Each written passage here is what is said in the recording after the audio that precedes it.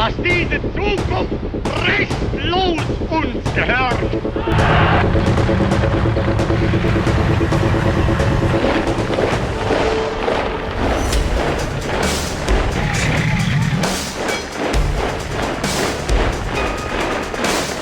Melihat hamparan luas dan sumber daya alam yang sangat melimpah di Uni Soviet, Adolf Hitler melihat ini sebagai peluang untuk memungkinkan negara Jerman menjadi penguasa.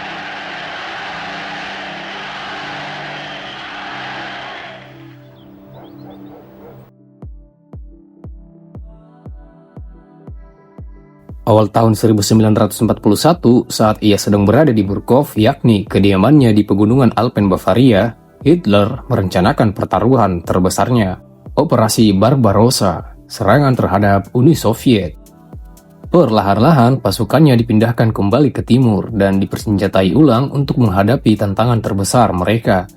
Secara teori, Uni Soviet di bawah pimpinan Stalin masih merupakan sekutu Hitler, dan Stalin sangat ingin mempertahankan hal itu, karena negaranya sama sekali tidak siap untuk berperang. Tentara Merah yang perkasa, yang dulunya terbesar dan paling maju secara teknologi di dunia, telah hancur akibat pembersihan Stalin pada akhir tahun 1930-an. Sekitar 3/4 dari perwira seniornya telah ditembak atau dipenjara. Terlepas dari penampilan luarnya, telah terjadi keruntuhan moral dan efisiensi yang sangat dahsyat. Ketika tentara Jerman telah membanjiri Polandia yang bertetangga dengan Uni Soviet, Stalin dengan rasa putus asa memberi perintah agar menjaga perdamaian dengan Jerman dan jangan menyinggung Hitler. Hitler masih mempunyai satu tugas yang harus diselesaikan sebelum dia melanjutkan serangan ke Uni Soviet. Dia perlu mengamankan sayap kanannya. Rumania, Bulgaria, dan Hungaria merupakan sekutu setia Jerman. Namun pada Maret 1941, pemerintah Yugoslavia yang juga bersimpati kepada Jerman digulingkan oleh pasukan pro-Inggris. Negara tetangganya Yunani juga pro-Inggris. Jadi pada tanggal 6 April 1941, tentara Jerman menginvasi Balkan. 33 divisi Jerman bergerak masuk ke Yugoslavia dan mereka dengan cepat menghancurkan pertahanannya.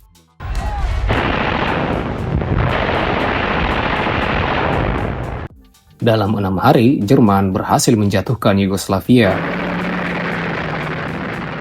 Tentara Jerman juga menaklukkan Yunani dalam tempo 3 minggu.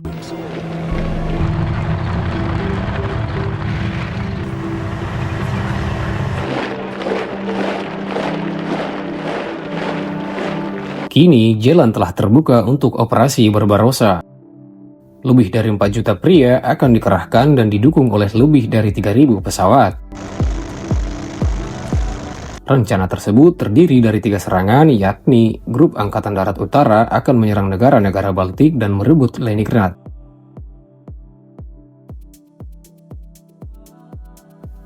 Grup Angkatan Darat Pusat akan maju ke Moskow.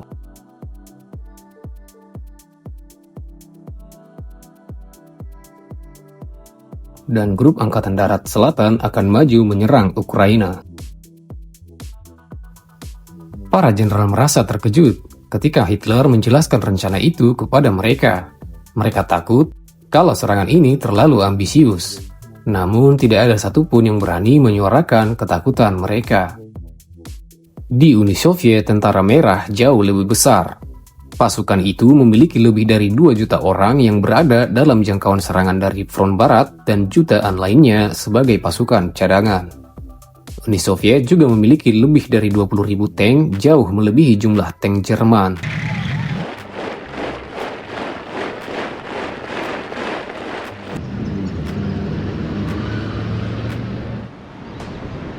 Operasi Barbarossa dimulai pada pukul 3 pagi, pada tanggal 22 Juni 1941.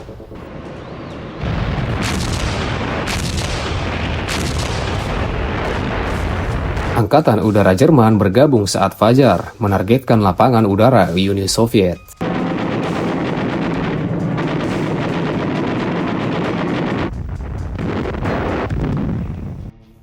Bersamaan dengan itu, serangan darat berlanjut. Pasukan Jerman dengan cepat menyeberangi Sungai Bug di perbatasan antara Polandia dan Uni Soviet.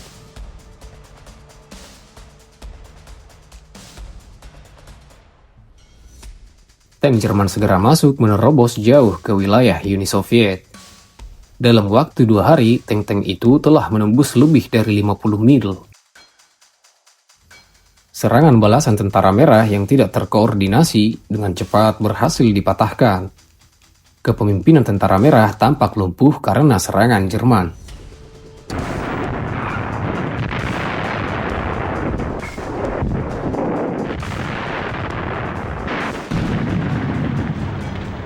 Di sisi lain, kehadiran pasukan Jerman ini kerap dianggap sebagai pembebas terutama di Ukraina, di mana sentimen anti-Uni Soviet sangat meluas.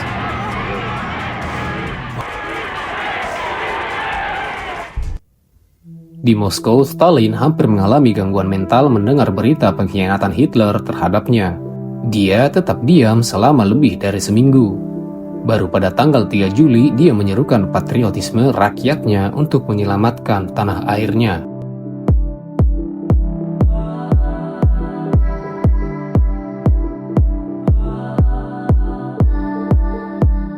Di Inggris, Perdana Menteri Winston Churchill menerima berita tentang penyerangan Barbarossa dengan perasaan yang sangat berbeda. Itu berarti negara tersebut tidak sendirian. Dia mengumumkan bahwa setiap musuh Nazi Jerman adalah teman Inggris. Terlepas dari perbedaan politik di masa lalu, dia mengirimkan utusan ke Moskow untuk menandatangani perjanjian bantuan timbal balik dengan Menteri Luar Negeri Soviet Vaslav Molotov.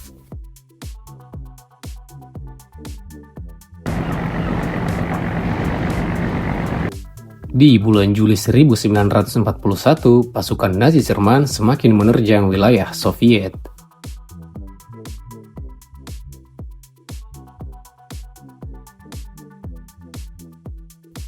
Tampaknya tak ada yang bisa menghentikan Hitler, tetapi dia akan segera melakukan satu kesalahan strategis besar pertamanya.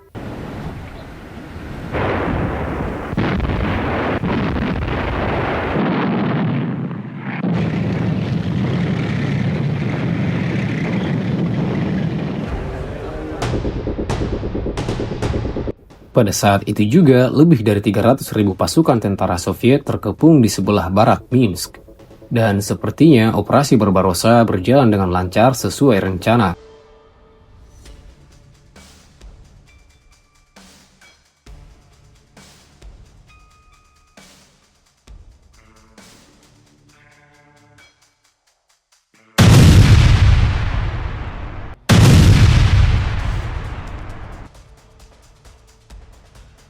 Dalam waktu 1 minggu, tank-tank itu tiba di Smolensk, jauh ke dalam Uni Soviet dan hanya beberapa ratus mil dari Moskow. Pada tanggal 22 Juli, gerakan tank mereka berhasil menjebak 310.000 tentara merah Uni Soviet.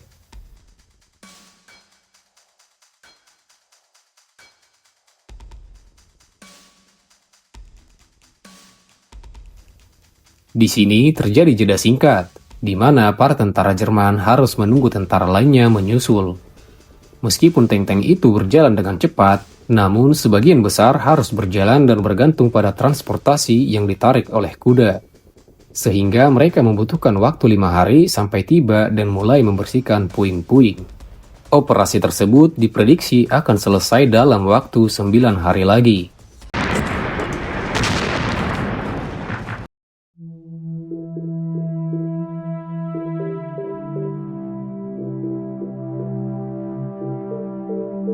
Barisan panjang tahanan Soviet mulai berjalan tertatih-tatih ke arah barat menuju tempat penahanan, dan lebih dari 2,2 juta tentara tidak pernah kembali. Moskow kini hanya berjarak sekitar 200 mil. Tampaknya semua akan selesai pada akhir musim panas sesuai rencana.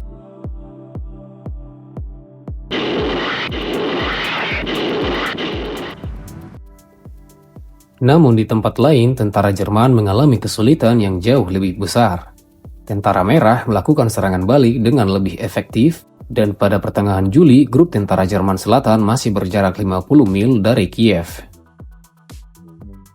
Hitler memutuskan bahwa pasukan Guderian harus menunda penyerangan mereka ke Moskow dan berbelok ke selatan menuju Kiev untuk memberikan bantuan.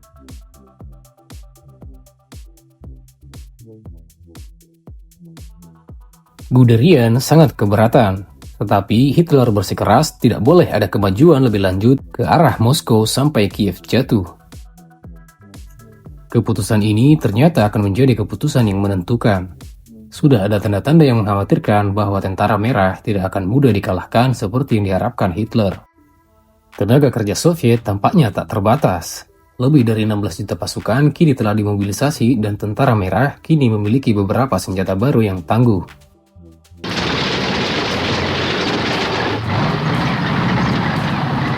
Khususnya sebuah tank baru yaitu T-34 seberat 37 ton.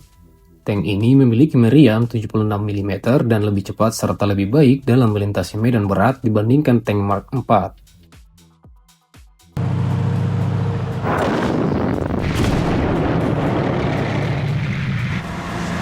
Grup Guderian memulai serangannya ke selatan pada tanggal 23 Agustus 1941.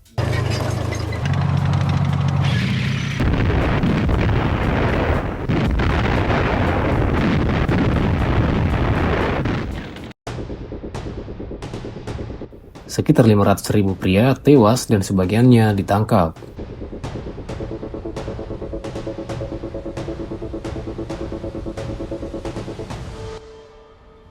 Pada hari yang sama, lebih dari 1.000 mil ke utara Soviet, pasukan Angkatan Darat Utara Jerman mengepung kota Leningrad, atau yang sekarang kita kenal sebagai Saint Petersburg. Satu-satunya penghubung kota itu dengan wilayah Soviet lainnya adalah Danau Ladoga. Namun hanya sedikit makanan yang masuk dengan jalur air sehingga kota itu dilanda kelaparan.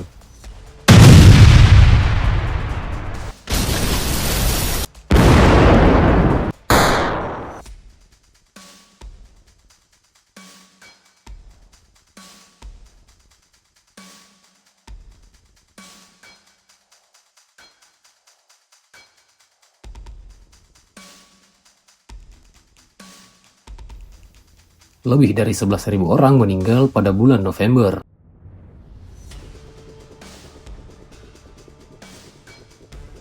Jalan es di seberang danau baru bisa dilalui pada bulan November, sehingga ada sedikit peningkatan bantuan makanan.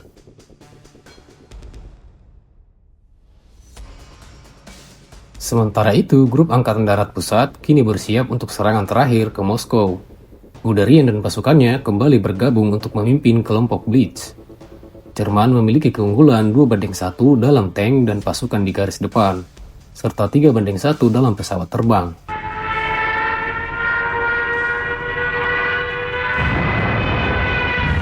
Serangan dimulai pada tanggal 20 September 1941.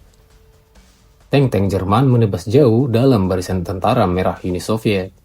Pada tanggal 7 Oktober, jumlah pasukan Soviet yang terkepung lebih banyak lagi.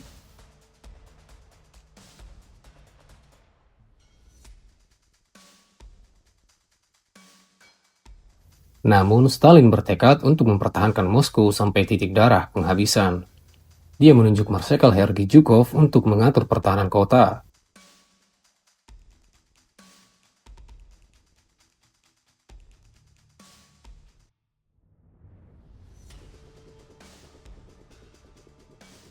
Namun, salah satu hambatan utama Jerman adalah senjata. Pada tanggal 8 Oktober, hujan deras turun. Banyak kendaraan Jerman yang terjebak dalam lautan lumpur.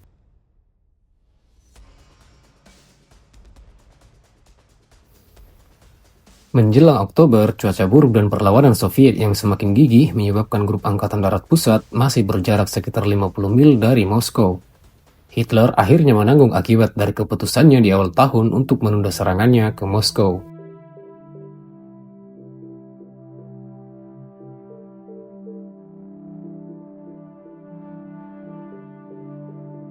Hampir pada waktu yang sama, grup Angkatan Darat Selatan mencapai Laut Hitam, menjebak lebih banyak tentara Soviet. Sebanyak 100.000 tahanan lainnya ditangkap. Mereka berhasil menjatuhkan kota Kharkiv pada tanggal 24 Oktober 1941.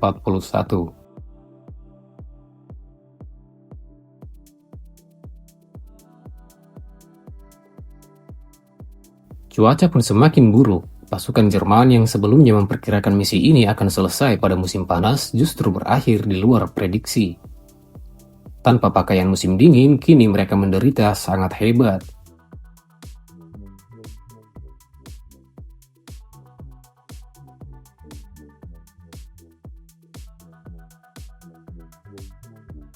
Di front Moskow, grup Angkatan Darat Pusat memulai serangannya untuk menjatuhkan ibu kota negara Soviet itu.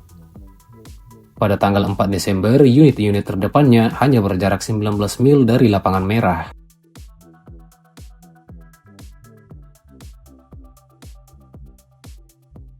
Beberapa patroli pengintai mengklaim bahwa dapat melihat kilauan emas kubah Kremlin dari kejauhan. Namun malam itu suhu kembali turun drastis. Sebagian tank tidak mau menyala, senjata mereka juga banyak yang membeku dan banyak tentara Jerman yang mengalami radang dingin parah. Sehingga pada tanggal 5 Desember mereka membatalkan upaya perebutan kota Moskow.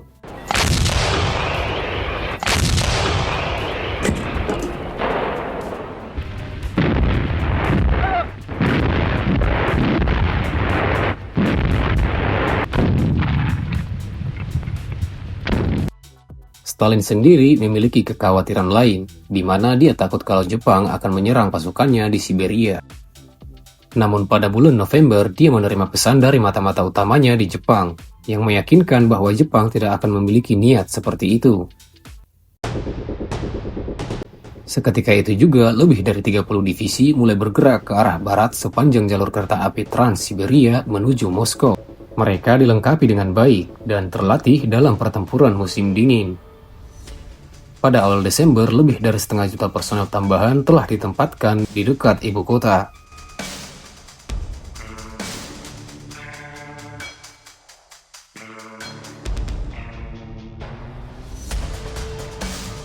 Pada tanggal 5 Desember, tepat ketika Jerman membatalkan upaya mereka untuk merebut Moskow, mereka dihantam oleh serangan brutal pasukan Uni Soviet. Pertama-tama, mereka diserang dengan rentetan tembakan artileri Uni Soviet yang dahsyat.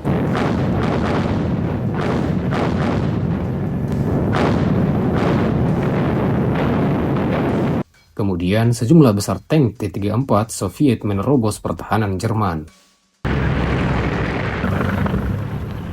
Terkejut dengan keganasan serangan dari Uni Soviet yang mereka kira sudah terdesak, pasukan Jerman pun tumbang.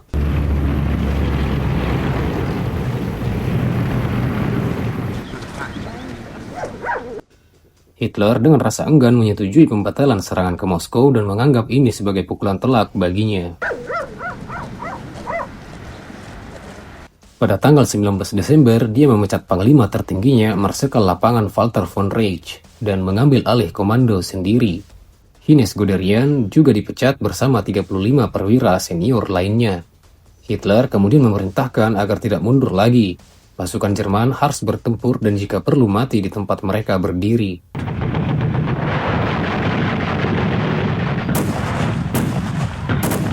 Garis pertahanan Jerman berangsur-angsur kembali stabil.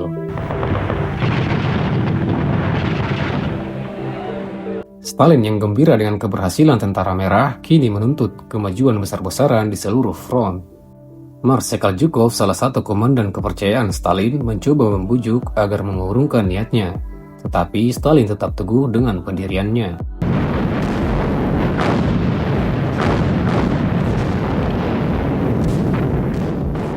Selama 4 bulan, pertempuran berkecamuk tanpa hasil.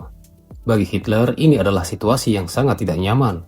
Kini, ia terjebak dalam situasi berbahaya di Uni Soviet dan menghadapi musuh yang tampaknya tak pernah menyerah. Uni Soviet bukanlah satu-satunya masalah yang dihadapi saat ini.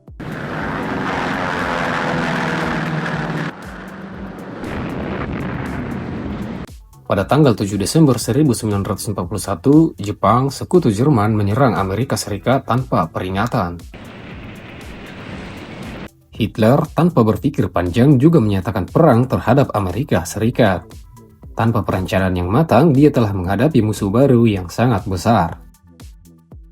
Saat tahun 1941 berganti menjadi 1942, Hitler tetap bertekad untuk kembali melancarkan serangan di Uni Soviet.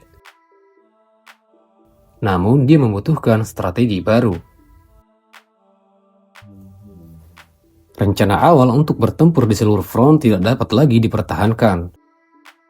Selain itu, seperti yang disampaikan oleh penasihat ekonominya, pasokan minyak Jerman semakin menipis.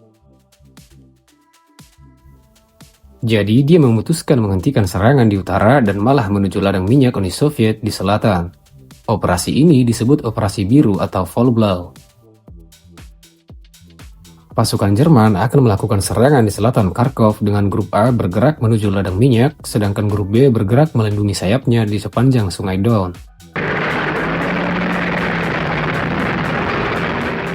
Seketika itu juga terjadi bentrokan brutal dengan pasukan Soviet yang mencoba kembali merebut Kharkov.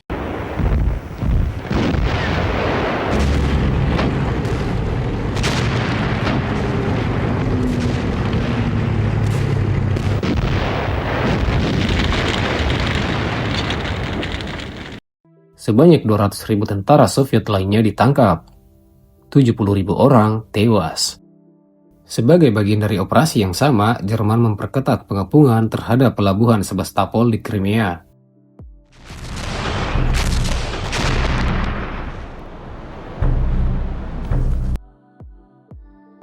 Selama 8 bulan pasukan Uni Soviet di area itu terus dibombardir oleh artileri Jerman, termasuk meriam kereta api besar berkaliber 400 mm.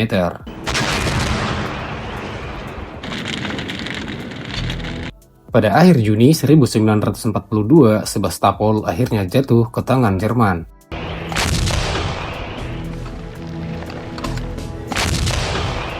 Mereka pun sudah bisa leluasa melakukan serangan ke ladang minyak di sana. Pada tanggal 28 Juni, serangan itu dimulai. Grup Angkatan Darat B menerobos hingga Sungai Don. Mereka maju di sepanjang sisi baratnya.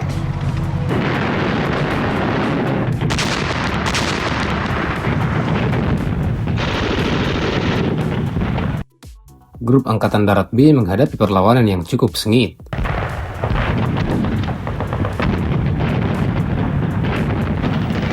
Tetapi pada tanggal 9 Juli mereka sudah bisa mendekati Rostov.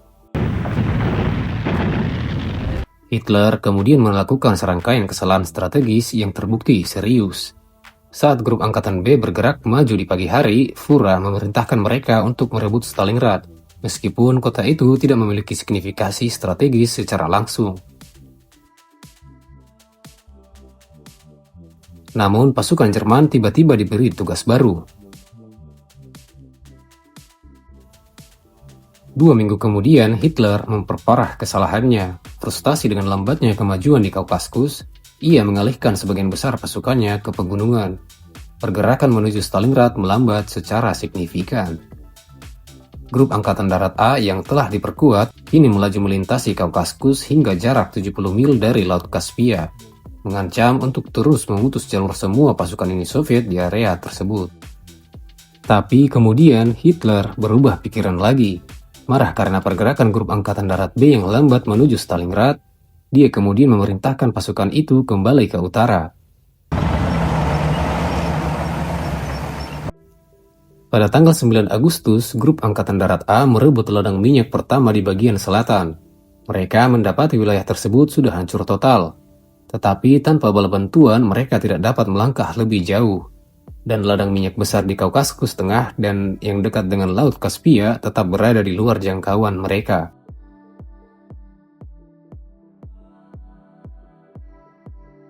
Namun saat itu pikiran Hitler berubah lagi.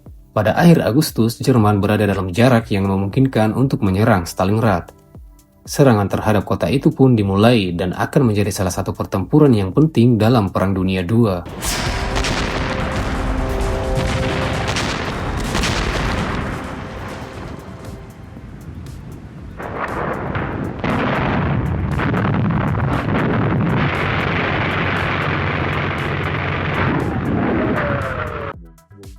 Pada tanggal 17 Agustus 1942, pasukan ke-6 Jenderal Friedrich Paul menyeberangi Sungai Don dan memulai serangan di Jalan Stalin. 6 hari kemudian, pasukan Jerman itu sudah hampir sampai di kota. Hitler tampaknya siap meraih kemenangan gemilang. Stalingrad merupakan pusat industri penting. Area itu membentang lebih dari 12 mil di sepanjang tepi barat sungai. Pabrik-pabriknya memproduksi lebih dari seperempat senjata, tank, traktor, dan truk Uni Soviet. Rakyat Uni Soviet sebelumnya telah mengubah area itu menjadi benteng yang tangguh. Mereka telah terbantu oleh keputusan Hitler untuk mengirim tank dari Angkatan Darat B ke selatan. Hal ini memberi mereka waktu tambahan 2 minggu untuk membuat persiapan. Rencana Jerman adalah melakukan serangan langsung ke kota itu. Kini dimulailah salah satu pertempuran terlama sekaligus tersengit dalam Perang Dunia II.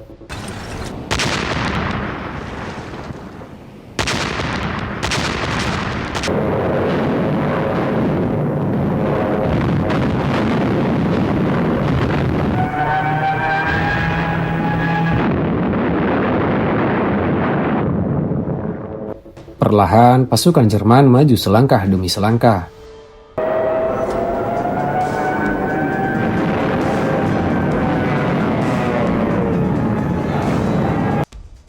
Para prajurit Soviet melakukan perlawanan dan menggunakan saluran pembuangan limbah pabrik sebagai tempat berlindung dan tempat untuk berkomunikasi. Bala bantuan Uni Soviet pun berdatangan menggunakan jalur air, dan seringkali mereka diserang oleh pasukan Jerman dari udara.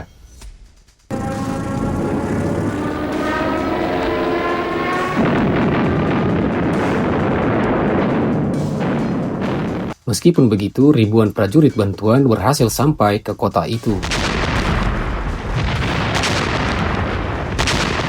Pasukan Jerman telah berhasil menembus sebagian besar kota. Bagi Hitler, penaklukan Stalingrad ini menjadi sebuah obsesi. Pada tanggal 4 Oktober 1942, Jenderal Paulus melancarkan serangan yang dimaksudkan sebagai serangan terakhir di Stalingrad. Tank-tank mereka memimpin jalan melindas puing-puing bangunan. Kemenangan Jerman kelihatannya sudah pasti. Namun kenyataannya Jerman terlalu memaksakan diri.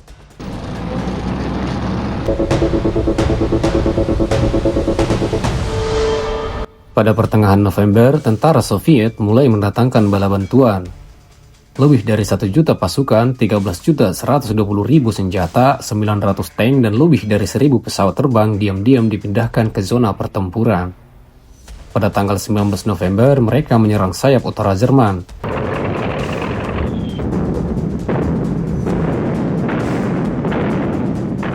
Setelah gempuran artileri besar-besaran, tank T-34 dan artileri penyerang menerobos posisi Jerman.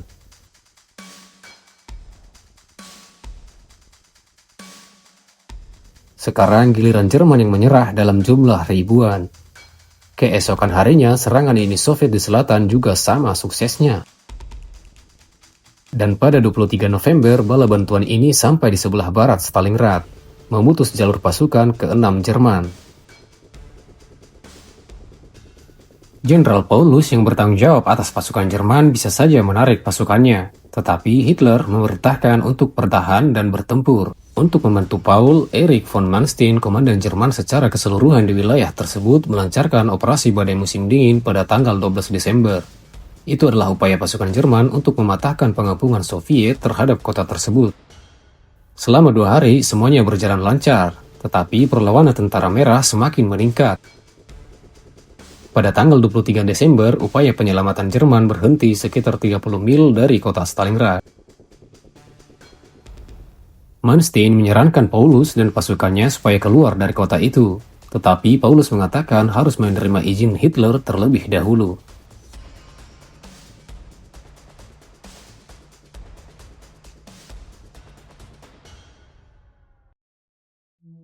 Mungkin sudah terlambat juga bagi pasukan Paulus untuk melakukan itu, karena saat ini Marsekal Zhukov sedang meluncurkan tahap selanjutnya dari rencana besarnya. Itu adalah serangan besar-besaran terhadap operasi bantuan Jerman.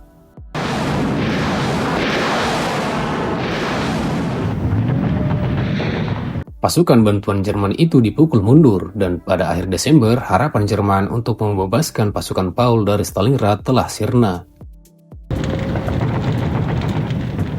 Perlahan-lahan, tentara Soviet mengepung 200.000 pasukan Jerman yang terjebak di kota itu. Pada tanggal 8 Januari, Soviet menyerukan kepada Jerman untuk menyerah. Namun mereka menolak.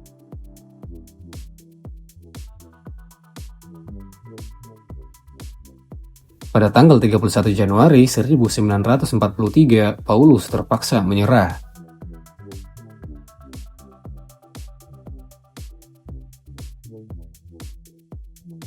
Lebih dari 100.000 pasukan Jerman di sana ditawan.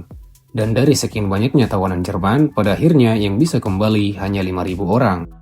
Dari perang Stalingrad ini, Jerman kehilangan sekitar 300.000 pasukan. Dan Uni Soviet juga kehilangan banyak pasukan beserta warga sipil dengan jumlah yang hampir sama. Ini adalah bencana terbesar Jerman dalam perang sejauh ini. Tetapi ini bukanlah yang terakhir.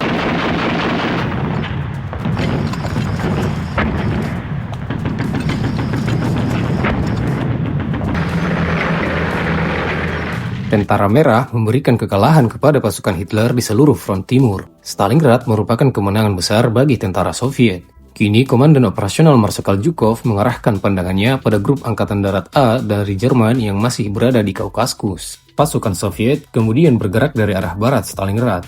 Dengan berat hati, Hitler kemudian menyuruh pasukannya untuk mundur.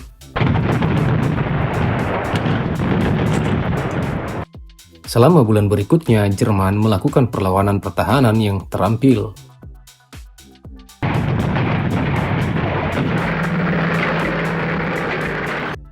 Ratusan ribu pasukan Soviet mundur sementara waktu.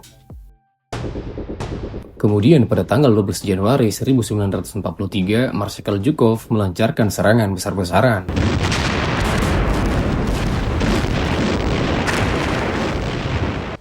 Pasukan Soviet menyerang di sepanjang garis depan sepanjang 500 mil. Von Manstein, komandan keseluruhan pasukan Jerman di area itu, melakukan manuver mundur. Di akhir Februari, Kursk dan Kotakov berhasil direbut kembali oleh Tentara Merah Soviet. Serangan musim dingin Soviet ini telah memberikan pukulan telak terhadap kekuatan Jerman. Dalam beberapa bulan saja, Jerman telah kehilangan 1 juta orang dan sejumlah besar tank beserta senjata lainnya. Tentara Merah masih memiliki cadangan tenaga kerja yang besar. Mereka juga diuntungkan dengan peningkatan besar dalam produksi senjata dan bantuan dari Amerika serta Inggris. Jerman juga tidak lagi memiliki keunggulan teknologi. Tank T-34 lebih dari sekedar tandingan bagi tank Jerman. Soviet juga memiliki sistem roket ganda Kusa dengan daya penghancur yang tinggi, yang menakutkan bagi pasukan Jerman.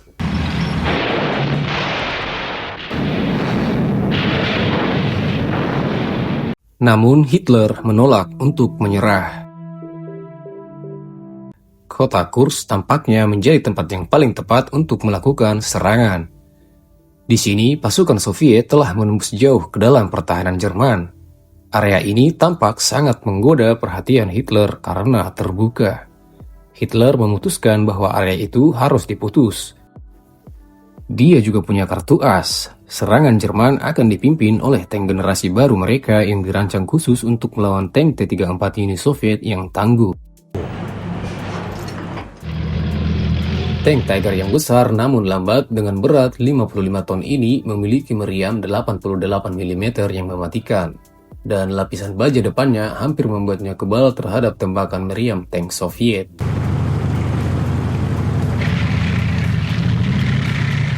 Lalu ada Panther yang lebih cepat dengan berat 43 ton dan meriam 75 mm. Tank-tank ini sangat baru hingga membuat Hitler terpaksa menunda serangan sementara menunggu jumlah yang diproduksi cukup untuk dikirim ke garis depan. Namun, Komandan Soviet Marskal Zhukov mendapat informasi dari seorang mata-mata di dalam komando tertinggi Jerman yang memberitahukan tentang kartu as sekaligus rencana serangan Jerman. Zhukov kemudian memerintahkan untuk membangun serangkaian garis pertahanan dengan parit anti-tank, ladang ranjau, dan sabuk kawat berduri yang tebal. Dia juga membangun kekuatan Soviet secara besar-besaran, menarik pasukan dan tank dari bagian depan yang kurang rentan dengan serangan musuh. Menjelang serangan ke Kursk, pasukan Jerman kalah jumlah secara signifikan dibandingkan pasukan Soviet yang bertahan, yang juga mengetahui kapan Jerman akan menyerang.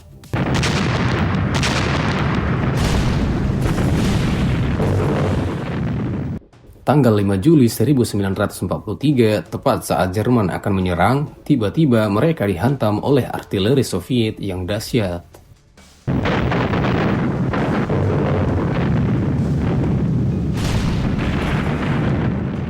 Besok paginya, tank-tank Jerman masih bisa bergerak maju. Dan mereka terus mendapat serangan mematikan dari pasukan Soviet. Serangan Jerman kali ini sangat buruk.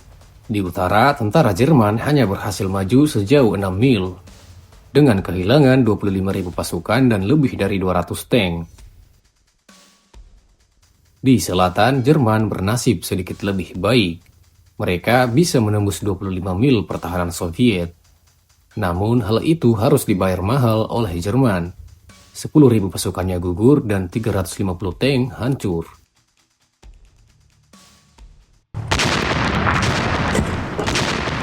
Kemudian Zhukov mengerahkan pasukan cadangannya pada tanggal 12 Juli 1943. 900 tank menyerbu sisi sayap Jerman.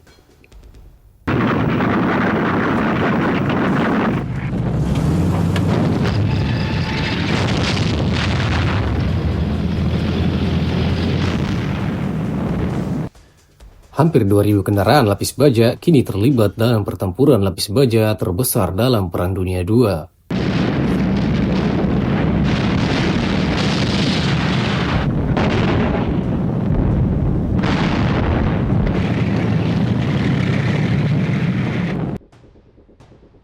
Tank-tank Soviet T-34 menerobos garis pertahanan Jerman. Setelah 1 hari bertempur secara brutal, Jerman kehilangan 350 tank lagi dan sedang dalam keadaan mundur. Sementara itu terjadi pertempuran udara yang dahsyat. Akhirnya, Angkatan Udara Soviet berhasil meraih supremasi atas Luftwaffe.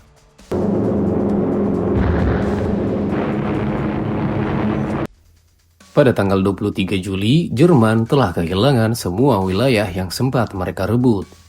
Bersamaan dengan itu, banyak pasukan terbaik mereka yang gugur. Perjalanan Hitler di Kursk telah menelan korban setidaknya 50.000 pasukan dan lebih dari 700 tank. Jerman tidak pernah lagi melancarkan serangan besar-besaran di front timur.